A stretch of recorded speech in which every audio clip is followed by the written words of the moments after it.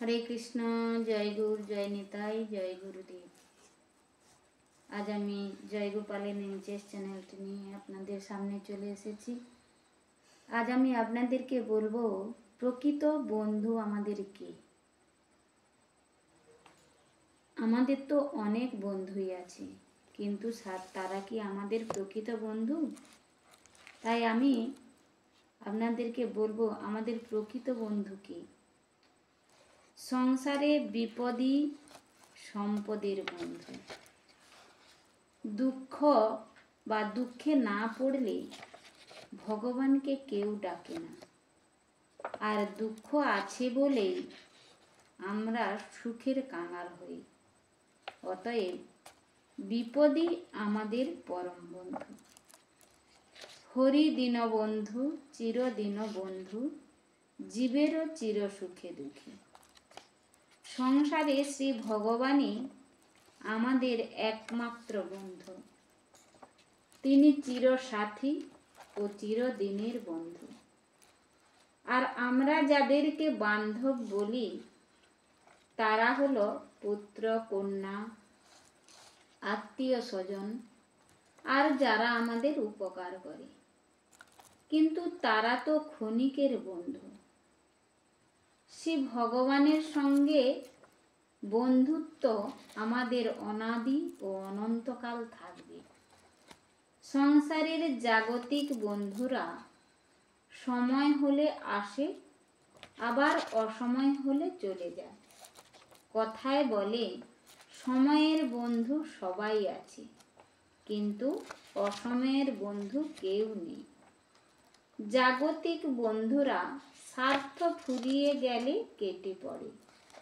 তাদের সঙ্গে স্বার্থ নিয়ে মিলন ও বিচ্ছেদ হয়।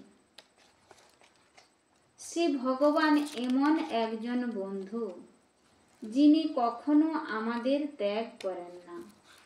তিনি সর্বদা আমাদের মঙ্গলকামী। সমস্ত বিপদের মাঝে তিনি আমাদের বুকে ধরে রাখেন। আমরা যখন বিপদের পথে পা বাড়াই তখন তিনি আমাদেরকে সাবধান করেন। কিন্তু আমরা তো তার নিষেধ বুঝতে পারি না, কারণ শ্রী ভগবানকে বুঝার মতো আমাদের সে শক্তি নেই। শ্রী ভগবান আমাদেরকে খুবই ভালোবাসেন, কিন্তু আমরা সেটা বুঝতে পারি না। আমরা তো উনাকে বুঝার চেষ্টাও করি না। শিশু যেমন মায়ের কোলে শুয়ে ও মাকে খোঁজে, শ্রী ভগবানও আমাদের কাছে আছেন, কিন্তু আমরা তাকে খুঁজে পাই না। আমরা দুঃখ না পেলে তাকে ডাকি না। শ্রী ভগবানই আমাদের বিপদের পরম বন্ধু। কিন্তু আমরা এই ভগবানকে ডাকবো কিভাবে, সেটাই তো আমরা জানি না। আর এই ভগবানকে ডাকতে হলে যে আমাদের একটা পথ ধরতে হবে, আমরা অনেকে সেটাই জানি না। এই পথ মানে সদ্গুরুর চরণ নেওয়া। সদ্গুরুর চরণে আমরা যতক্ষণ না যেতে পারবো ততক্ষণ আমরা কিন্তু শ্রী ভগবানের সাধন ভজন কেমনভাবে করব বা কেমনভাবে করলে আমরা ওনাকে চির বন্ধুরূপে পাব, তা কিন্তু আমরা জানতে পারবো না।